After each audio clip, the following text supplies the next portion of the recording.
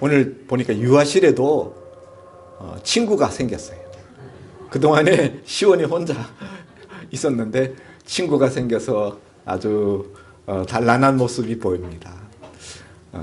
우리가 이렇게 교회가 통합을 이미 한 달 전에 이루었습니다만은 실질적인 이렇게 통합 예배를 오늘 이렇게 드리게 되었습니다. 오늘부터 이제 앞으로 계속 우리가 통합 예배로 드리게 됩니다. 공사로 인하여서 어쩔 수 없이 이렇게 같이 예배 드리게 되었습니다만은 이런 과정도 필요하다고 생각합니다. 앞으로 2달 뒤에는 새 리모델링 된 새 예배당에서 우리가 같이 예배 드리게 될 것입니다. 오늘 본문의 말씀을 가지고 나눌 은혜의 제목은 부스러기라도 줬사오니 라는 제목의 말씀입니다. 이 본문의 말씀은 이미 전에도 나눈 적이 있는데요. 예수님께서 이스라엘 땅에서 나가셔서 이방인의 땅으로 들어가셔서 그곳에서 일어난 일화를 우리에게 들려주고 있습니다. 21절에 거기서 나가사 이스라엘 땅에서 나가사 두로와 시돈 지방으로 들어가셨다. 두로와 시돈 지방 이방 땅이에요. 과거 페니키아의 땅이고 오늘날 레바논 지역의 땅이죠. 왜 예수님께서 이렇게 이방인의 땅으로 나가셨는지 우리가 밑에 있는 본문의 내용을 읽어보면 알 수가 있습니다. 그렇게 이방인의 땅으로 예수님이 나가셨는데 거기서 한 가나안 여자를 만나게 되었다. 가나안 여자, 다른 본문에 보면 수로보닉의 여인, 페니키아의 수로보닉의 혈통의 여인이다. 그런 이야기입니다. 근데 왜 가나안 여자라고 하는가? 과거에 이스라엘 백성들이 출애굽해서 하나님이 약속하신 젖과 꿀이 흐르는 가나안 땅으로 들어올 때 이 지역들이 다 가나안 지역이었죠. 그런 그 과거의 그 역사를 가지고서 일컫는 명칭입니다. 어떤 데서는 헬라 여자라고도 했는데 그 당시 그 전에 헬라가 그 지역을 다스렸던 그런 것으로 인해서 헬라 여자라고도 합니다. 어쨌든 이방 여자라는 거죠. 이방인 여자가 예수님 일행을 찾아왔어요. 아니 예수님을 찾아왔습니다. 어떻게 알고 찾아왔는지. 그 가나안 여자가 그 지경에서 나와서 소리 질러 이르되 주 다윗의 자손이여 나를 불쌍히 여기소서 내 딸이 흉악하게 귀신 들렸나이다. 예수님께 찾아 나온 목적은 자기 딸 때문이에요. 자기 딸이 지금 귀신이 들렸다는 거예요. 그것도 아주 흉악한 귀신이 들려서 그 딸이 고통받고 신음하고 있습니다. 어머니로서 그 딸의 고통을 참아보지 못하여서 예수님 앞에 찾아 나와서 지금 도움을 요청하고 있는 겁니다. 나를 불쌍히 여기소서 하면서 소리 지르면서. 그런데 정작 예수님은 아무 말씀도 안 하죠. 완전 투명 인간 취급하십니다. 그림자 취급을 하셔요. 없는 사람 취급을 하십니다. 아무 반응을 안 하셔요. 그러니까 참다 못한 주님의 제자들이 예수님께 요청합니다. 주님, 저 여자가 우리 뒤에서 소리를 지릅니다. 저렇게 소리를 지르니 시끄럽습니다. 저 여자 좀 보내주십시오. 어떻게 보내줍니까? 고쳐서 그 딸을 고쳐서 보내주라는 거죠. 이렇게 제자들도 요청을 합니다. 그런데 예수님의 대답은 아주 부정적이에요. 나는 이스라엘 집에 잃어버린 양 외에는 다른 데로 보냄을 받지 아니하였다. 한마디로 거절하는 거예요. 이스라엘 집에 잃어버린 양이 아니기 때문에 나는 신경 쓰지 않겠다라는 이야기죠. 그러자 이 여자가 예수님의 그 말을 들었겠죠. 그 정도면 물러나야 되는데 이렇게 냉담하고 부정적인 반응이 돌아오고 그러면은 사실은 내가 잘못 생각했나 보다 라고 포기하고 돌아가야 되는데 오히려 예수님 앞에 다가와서 바싹 예수님 앞에 다가와서 예수님께 절하며 이렇게 이야기합니다. 주여 저를 도우소서. 아주 절박한 그런 심령으로 예수님 앞에 절하면서, 절했다라는 것은 이제 바로 가까이 앞에 온 거예요. 그런데 이런 여인의 모습을 본 예수님은 다시 이 여인을 발로 걷어차는 듯한 그런 말씀으로 대응하십니다. 자녀의 떡을 취하여 개들에게 던짐이 마땅치 아니하니라. 자녀는 누굽니까? 유대인, 이스라엘 백성들. 이스라엘 백성들에게 줄 은혜, 그것을 이방인, 개라고 표현하고 있는데, 유대인들이 흔히 이방인을 개라고 그렇게 일컬었죠. 이방인에게 줄 수 없다. 마땅치 않다. 네. 이렇게 주님의 재차 이 여인의 이 기대를 무너뜨리는 천둥 번개 같은 말씀을 하십니다. 그런데 27절에 그 여자가 주여 옳습니다. 예수님의 말씀에 대해서 참 서럽고 참 괘씸하고 분하고 이럴 듯한데 그렇게 반응하지 아니하고 주님 옳습니다. 그리고 그렇습니다마는, 주님 그 말씀은 옳습니다마는 개들도 자기 주인의 상에서 떨어지는 부스러기를 얻어먹습니다. 부스러기는 주실 수 있지 않겠습니까? 저는 부스러기라도 줬사오니 부스러기 은혜라도 허락하옵소서. 이런 이야기예요. 자, 잘 아는 이야기인데요. 여기 부스러기라는 이 원어는 어떤 뜻으로도 번역할 수 있는가 하면 쓰레기라고도 번역할 수 있습니다. 여러분, 우리 식당에 가서 음식을 먹다가 보면은 그 음식 남잖아요. 그 남으면 어떻게 하죠? 남은 음식, 손님들이 먹다 남은 음식을 어떻게 처리합니까? 다 쓰레기로 처리해서 짬밥통에 다 들어갑니다. 여기 부스러기라는 의미는 바로 그런 의미예요. 음식 먹다가 남아서 버리게 되는, 주인의 자녀들이 먹다가 남겨진 쓰레기통에 들어가는, 짬밥통에 들어가는 그 쓰레기라도 주실 수 있지 않겠습니까? 어느 날 길에 지나가는데 어떤 노숙자가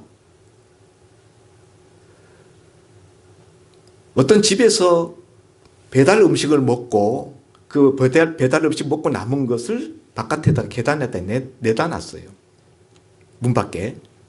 근데 너무 배고팠던 한 노숙자가 지나가다가 그걸 보고 그 안에 사람들이 먹다가 남겨서 버린 그 음식을 앉아서 그걸 먹고 있더라. 오늘 본문에 나오는 이 여인이 예수님께 요청하는 것은 바로 그런 거예요. 주님, 하나님의 자녀 이스라엘 백성들에게 은혜 주시는 거 맞습니다. 그렇지만은 이방인, 개 같은 이방인일지라도 쓰레기, 그건 주실 수 있지 않겠습니까? 부스러기 은혜라도 줬사오니 그거라도 주십시오. 여러분, 사람이 자존심이라는 게 있잖아요. 인간의 품이라는 게 있잖아요.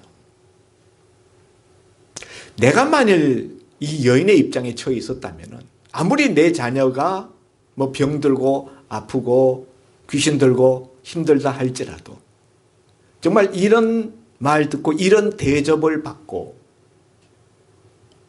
끝까지 예수님 앞에 매달릴 수 있겠는가? 결코 쉽지 않아요. 우리는 교회 안에서 사실 사소한 자존심이 상하는 일만 있어도 우리는 그걸 견뎌하지 못합니다. 도대체 이 여인은 어떻게 이런 수모와 이런 냉대를 받으면서 부스러기라도 쓰레기라도 줬사오니 주십시오, 이런 이야기를 할 수가 있었을까요? 왜 그런 것 같습니까? 어떻게 그렇게 할 수 있었을까요?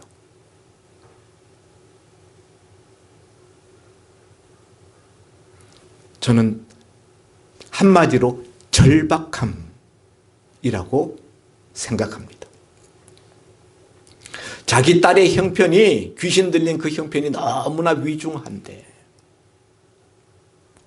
그 딸을 살려야 되겠다, 그 딸을 고쳐야 되겠다라는 그 절박함, 그 딸이 고통받는 그 모습을 이제는 더 이상 참아낼 수가 없고 이제는 더 이상 한계에 다다랐습니다.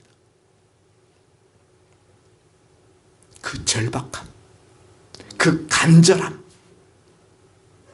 그것이 오늘 이 여인으로 하여금 예수님 앞에 나오게 했고 예수님 앞에 소리치게 했고 예수님 앞에 엎드려 무릎 꿇고 절하게 했고 예수님의 개같은 이라는 이런 이야기를 들으면서도 주여 올소이다. 그렇지만 부스러기라도 쓰레기라도 주시면 감사히 받겠습니다. 이런 반응을 할 수 있었다고 생각합니다. 절박함, 간절함.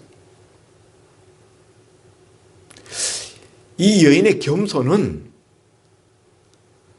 엄청난 겸손이죠. 우리는 이 겸손을 하지가 않아요. 겸손하지 않기 때문에 누가 그냥 지나가다 살짝 우리 자존심에 스크래치만 내도 뭐 펄펄 뛰고 난리가 나는 겁니다. 근데 지금 예수님은 이 여인의 자존심, 이 여인의 인간됨을 그냥 발로 무참하게 지금 뭉개고 계십니다. 예수님 의도가 있으시죠. 이 여인을 예수님이 바보 병신 만들려고 그러는 것이 아니라 이 여인의 믿음을 예수님이 달아보시는 거예요. 과연 은혜 베풀 만한 믿음을 갖고 있는지 예수님이 시험하고 계시는 거죠. 예수님이 이미 이 여인에게 그런 믿음이 있는 것을 알아보셨어요. 그래서 그 믿음을 끄집어내시는 거예요.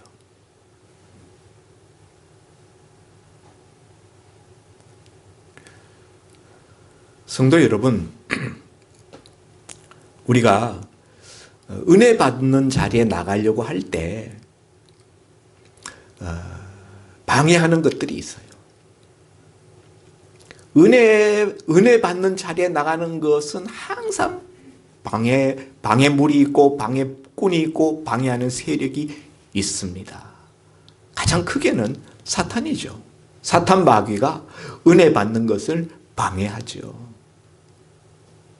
그러나 사탄 마귀만이 방해하는 게 아니에요. 주변 사람들도 방해하고 주변의 환경도 방해합니다. 주변 사람들만 방해하는 게 아니라 심지어는 나 스스로 내 속에 있는 자아가 은혜 받는 것을 거스립니다. 대표적인 것이 자존심이고 비교의식이고, 그런데 오늘 이 여인은 이런 것들을 다 극복했어요. 그래서 예수님께 감동을 주었어요. 예수님이 이 여인의 이런 모습을 보고 지극히 겸비하고 지극히 가난한 그리고 간절한 정말 절절히 매달리는 그 모습을 보면서 여자여 내 믿음이 크도다. 내 믿음이 크도다. 믿음이 뭡니까? 예수님이 이 여인의 이런 모습을 보고 믿음이 크다고 그랬어요. 여러분 믿음은 크십니까? 주님이 내 믿음을 보시면은 뭐라고 말씀하실까요? 뭐가 믿음이 큰 거죠? 첫째, 예수님 외에는 안 됩니다. 예수님 외에는 안 됩니다. 그게 믿음이에요.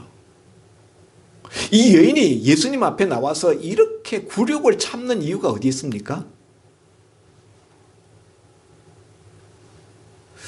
그 아까 노숙자가 그 버려진 그 쓰레기통에 들어갈 음식을 뒤지는 이유가 어디 있습니까? 거기 아니면은, 그것 아니면은 자기 줄인 배를 채울 다른 길이 없기 때문이에요. 달리 어디 가서 음식을 채울 방법이 있다면 굳이 그렇게까지 할 필요가 없는 거죠. 이 여인이 이런 수모를 겪으면서까지 예수님의 냉대를 참으면서 끝까지 매달리는 이유는 예수님이 아니면은 달리 이 딸의 문제를 해결할 방법이 없다고 믿었기 때문이에요. 여러분, 우리가 예수 믿는다는 것, 예수 믿는 믿음의 첫 번째는 무엇입니까? 우리가 예수님으로 말미암아 구원 얻는다는 믿음이에요. 그런데 그 믿음은 예수님만이 우리를 구원하신다는 믿음이에요. 예수님 아니면은 구원받을 수 없다는 그 믿음. 그게 믿음의 첫 번째입니다. 아멘입니까? 예. 무슨 다른 종교, 다른 신, 뭐 그런 걸 통해서도 얼마든지 구원받을 수 있다. 그런 걸 우리는 성경은 부인합니다. 오직 예수님만이. 예수님 아니면 안 됩니다. 그러나 우리가 이런 것은 구원의 문제만 적용되는 것은 아니에요. 우리 삶의 어떤 다른 문제에 있어서도 우리 문제를 해결할 수 있는 방법이 없을 때가 있어요. 그럴 때도 예수님만은 내 문제를 해결해 주실 수 있습니다 라고 믿는 것, 그게 우리 성도의 또 다른 두 번째 믿음인 것입니다. 두 번째, 예수님이 이 여인을 보고 내 믿음이 크도다 라고 말한 이유는 예수님이 일부러 그 믿음을 꺼뜨리는 찬물을 붓잖아요. 냉대의 말씀을 하시고 심지어 핍박받는 듯한 그런 코너로 이 여인을 몰고 갔습니다. 그런데도 불구하고 이 여인은 굽히지 아니하고 포기하지 아니하고 낙심하지 아니하고 끝까지 예수님을 붙드는 거예요. 여러분, 믿음이라는 것은 한번 예수님을 그냥 시인하고 예수님은 나의 구주시요 내 인생의 주인이십니다. 한번 시인하고 마는 게 아니에요. 믿음이라는 것은 그 신앙 고백을 가지고 평생을 우리의 삶의 영역에서 그것을 실천하면서 그것을 고백하면서 사는 것이 그게 믿음이에요. 그 과정 속에 수많은 방해와 핍박과 회방들이 있습니다. 그걸 꿋꿋이 이겨내고 끝까지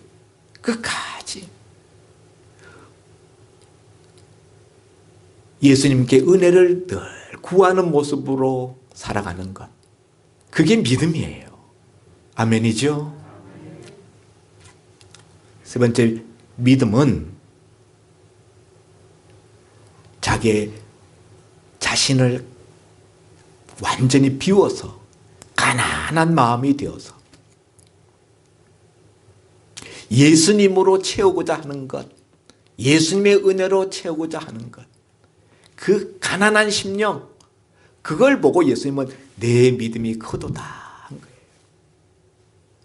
여러분, 하나님의 은혜는 물이 높은 데서 낮은 데로 흐르듯이 하나님의 은혜는 낮은 심령, 가난한 심령에 임합니다. 많은 사람들이 하나님의 은혜를 받지 못하는 이유는 마음이 너무 높아요. 마음에 뭐가 가득 찼어요. 우리 마음이 비워진, 빈 항아리처럼 비워지고 낮아져서 움푹 웅덩이와 같이 낮아져서 하나님의 은혜가 깃들 수 있어야 되는데 마음이 너무 높아. 마음에 뭔가 가득 찼어요. 마음이 교만합니다. 그러므로 하나님의 은혜가 깃들지를 못합니다. 오늘 이 여인은 지극히 가난한 심령이 되었어요. 시편 기자들이 시편 70편 5절에 보면 나는 가난하고 궁핍하니 하나님이여 속히 내게 임하소서. 나는 가난하고 궁핍합니다. 예수님이 팔복에서 산상수훈 마태복음 5장에서 심령이 가난한 자는 천국이 저희 것입니다. 가난한 심령. 예. 그래서 주님의 은혜 아니면 나는 살 수가 없습니다. 은혜 아니고는 나는 살 길이 없습니다. 하면서 그 거지의 빈손과 같이 주님 앞에 빈손 들고 빈 마음 가지고 주님 앞에 나가서 주님 붙드는 거, 그게 믿음이에요. 그런 믿음을 보시고 내 믿음이 크도다, 이렇게 주님이 칭찬하셨던 것입니다. 그렇게 이 여인의 믿음이 주님의 칭찬을 받고 주님께 인정을 받고 나자 주님이 그 즉시로 그 여인의 구한 것을 들어주셨습니다. 오늘 본문에 보면은 28절에 그때로부터 그의 딸이 나으니라. 그때로부터라는 것은 여인에게 내 믿음이 크도다 라고 주님이 선언하신 그때로부터, 그 즉시로, 그런 이야기예요. 예수님이 보통 사람들 고쳐주실 때 보면은 그 환자가 있으면 그 집에 가서 따라가서 고쳐주시잖아요. 그런데 오늘 이 어머니는 딸을 집에 두고 왔어요. 귀신 들린 딸을 데리고 온 게 아닙니다. 그 딸은 집에 있어요. 엄마 혼자 나왔어요. 그런데 이 어머니의 믿음, 이 여인의 믿음을 보시고 예수님은 그 여인의 집에, 그 딸이 있는 그 집에 찾아가시지도 않고 그 자리에서 바로 그 귀신 들린 딸을 고쳐주셨어요. 내 믿음이 크도다 라고 예수님이 칭찬하심과 동시에 그 즉시로 귀신 들렸던 이 여인의 딸이 완전히 고침을 받았다는 사실입니다. 왜요? 은혜 받을 만한 자로 주님이 판단하셨기 때문에, 확인하셨기 때문에 이 여인의 믿음을 통하여서 이 여인은 은혜 받을 만한 자격이 있는 자라는 것을 주님이 보셨기 때문에, 그래서 은혜를 베푸시는 거예요. 주님이 은혜를 베푸시면 어떤 일이 일어나는가? 치유의 역사, 회복의 역사, 승리의 역사가 일어납니다. 오늘 이 여인에게 있어서는 귀신 들린 딸의 귀신에서부터 노연함이라는 치유의 역사가 은혜로 임하였습니다. 사랑하는 성도 여러분, 우리 모두에게는 은혜가 필요합니다. 아멘입니까? 그런데 여러분, 은혜 필요한 줄은 다 인정해요. 오늘 우리 중에 나는 은혜 필요 없습니다 라고 말씀하실 분은 아무도 없어요. 그런데 오늘 이 가나안 여인과 우리 자신을 한번 비교해 보면 뭔가가 다를 겁니다. 뭐가 다릅니까? 은혜가 필요하다는 것은 우리도 인정하는데 은혜를 얼마나 필요로 하는가? 그냥 우리는 대충 그냥 은혜 필요합니다. 그거지요. 그러나 오늘 이 여인은 주님 은혜 아니면은 나는 못 삽니다. 주님 은혜 아니면은 죽습니다. 내 딸 죽습니다. 절박한 거예요. 너무너무 절절한 거예요. 주님의 은혜만이 나를 살게 합니다. 그 은혜 주십시오. 온전히 주실 수 없다면은 찌끄러기라도 괜찮고 쓰레기라도 괜찮고 부스러기라도 괜찮습니다. 제발 그 작은 한 부분이라도 주십시오. 우리는 이게 없어요. 여러분, 엊그제 우리 포르투갈과의 축구 경기에서 우리가 1대1 동점 상황에서 추가 시간, 그 얼마 남지 않는 시간에 역전골을 터뜨려서 우리가 16강에 들어가게 됐습니다. 16강 전에 나가게 됐어요. 승리의 원인이 어디 있는가 물었더니 해설자가 이렇게 이야기하더라고요. 간절함, 절박함, 그것이 승리의 원인이었다. 실력으로는 이길 수가 없어요. 근데 너무 간절했기 때문에 그것이 너무너무 사무칠 정도로 간절했어요. 손흥민 선수가 우는 거 보셨죠? 왜 웁니까?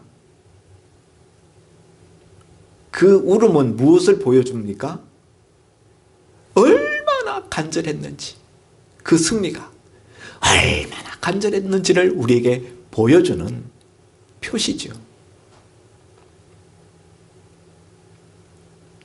성도 여러분, 우리 주님은 우리가 주님 앞에 누가 어떤 마음으로, 어떤 태도로, 어떤 자세로 주님 앞에 나가서 은혜를 구하는지 다 아십니다.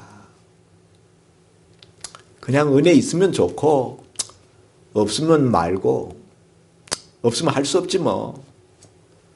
대충 은혜를 구하는 그런 마음인지, 아니면은 정말 은혜 아니면은 나는 살 수 없습니다. 예수님만이 나를 살게 하십니다. 주님의 은혜만이 나를 일으킬 수가 있습니다. 그래서 다른 거 다 포기하고 다 없어도 좋습니다. 주님의 은혜만 있으면 됩니다. 그러고 나오는 심령인지 그걸 주님은 다 아십니다. 여러분, 제가 늘 말씀드리는 게, 우리 구원받는 믿음은 매달리는 믿음이라 그랬잖아요. 매달리는. 십자가상의 강도가 죽어가면서 예수님께 매달림으로 구원받았어요.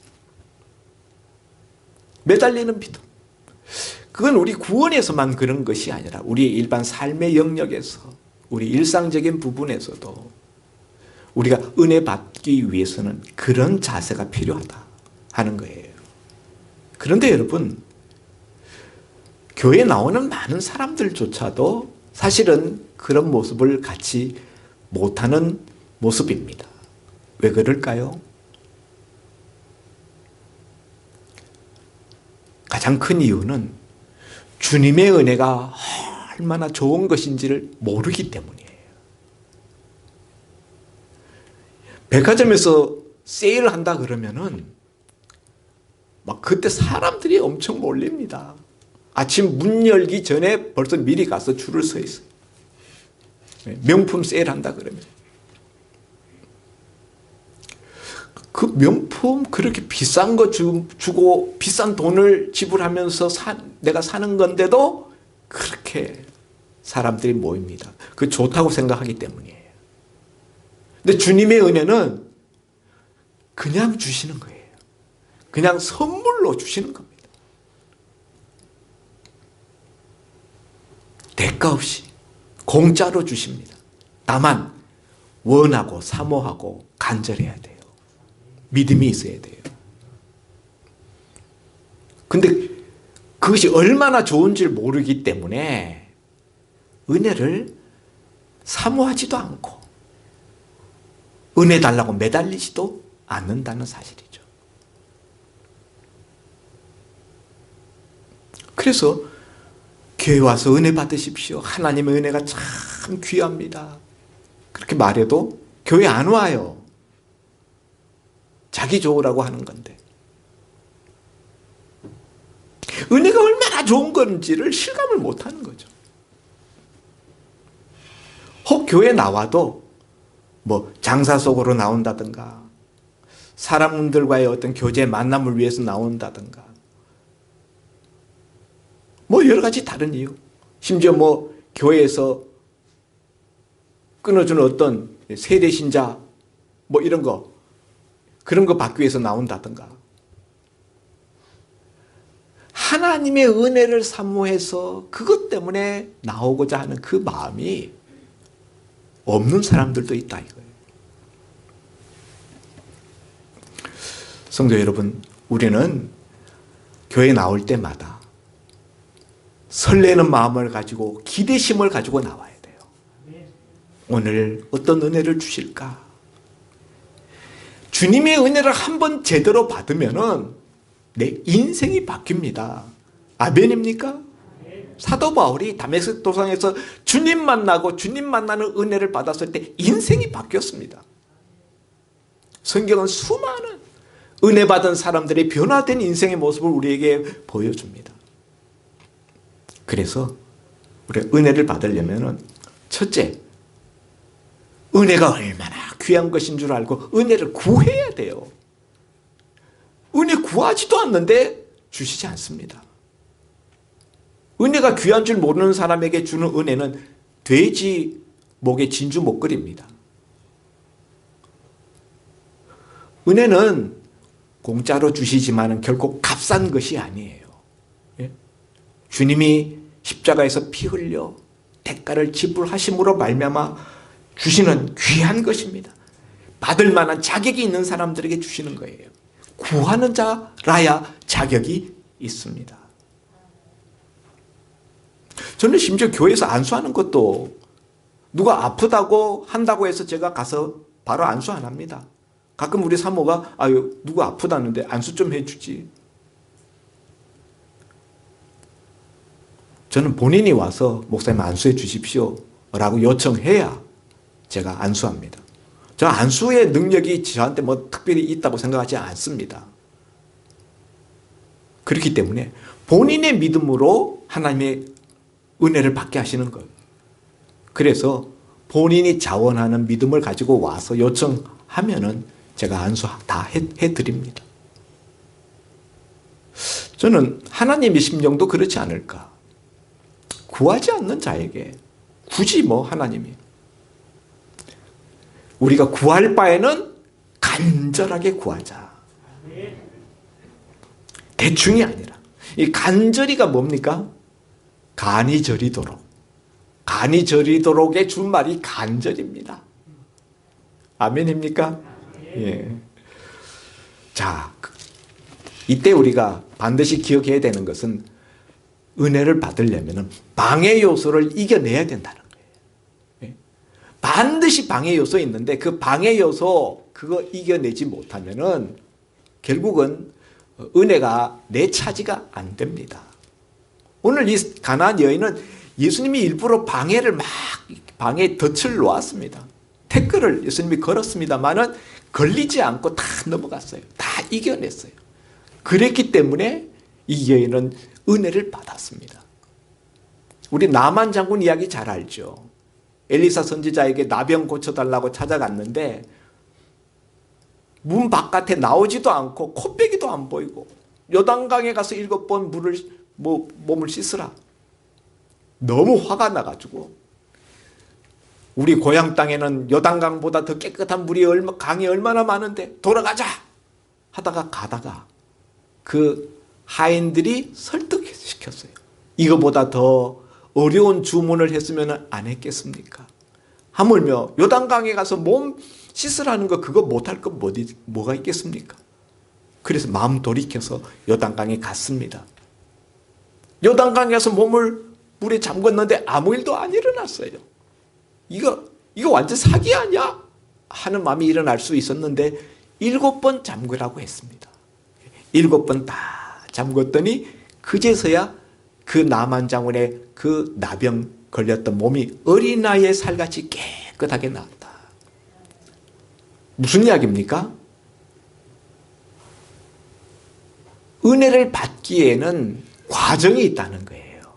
그 과정, 방해받는 과정이 있는데 그걸 끝까지 이겨낼 때 은혜를 받게 된다는 거예요.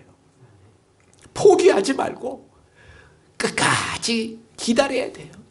은혜 주실 때까지 끝까지 기다려야 돼요. 싸워서 그것을 은혜 임할 때까지 견뎌내야 합니다. 중도의 나만 장군이 포기했더라면은 오늘 이 가나안 여인이 예수님의 이와 같은 발길질하는 듯한 이런 그 모습에 실망하고 돌아갔더라면 은혜는 임하지 않았습니다. 많은 성도들이 은혜 자리에 나와서 은혜를 구하다가 이 끝까지 기다리는 이것을 감당하지 못하여서 이 믿음이 부족하여 은혜의 주인공이 되지 못하는 것을 봅니다. 이 끝까지 기다려내는 것, 이게 믿음이에요. 그래서 예수님은 이 여인을 보고 내 믿음이 크도다 라고 말씀하신 것입니다. 주님의 은혜가 임하면 어떤 곳이든 치유와 회복과 승리의 역사가 일어난다는 것을 기억하시고, 오늘 이 이방 땅, 이 두로와 시돈 지역에 예수님이 들어가신 이유, 이 가나안 여인을, 이 여인에게 은혜를 베풀기 위해서 들어가신 거예요. 그래서 그 여인 곁으로 예수님이 찾아가신 겁니다. 예수님의 소문이 그 여인에게 들리게 하셨어요. 사랑하는 성도 여러분, 주님은 오늘 지금은 우리 곁에 찾아오셨습니다. 왜요? 은혜를 베풀어 주시려고. 오늘 우리 교회 이 자리를 통하여서 은혜를 베푸시려고 우리 곁에 주님은 와 계십니다. 어떻게 하시겠습니까? 기도하겠습니다. 하나님 아버지, 오늘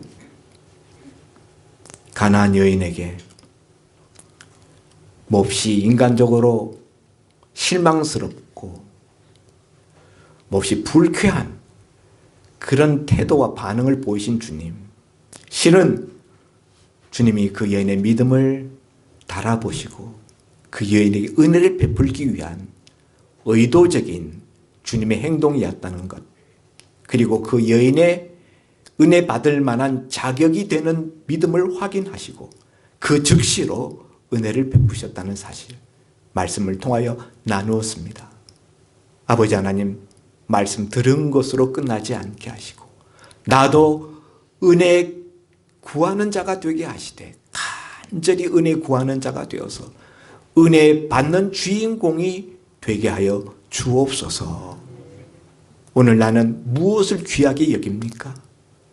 정말 하나님의 은혜를 귀하게 여기는지, 어떤 세상 다른 것보다 더 귀하게 여기는지 자신에게 물어보게 하여 주옵시고 마음에 새로운 결단, 주님의 은혜를 사모하는 결단을 내릴 수 있게 하여 주옵소서. 예수님 이름으로 기도하옵나이다. 아멘.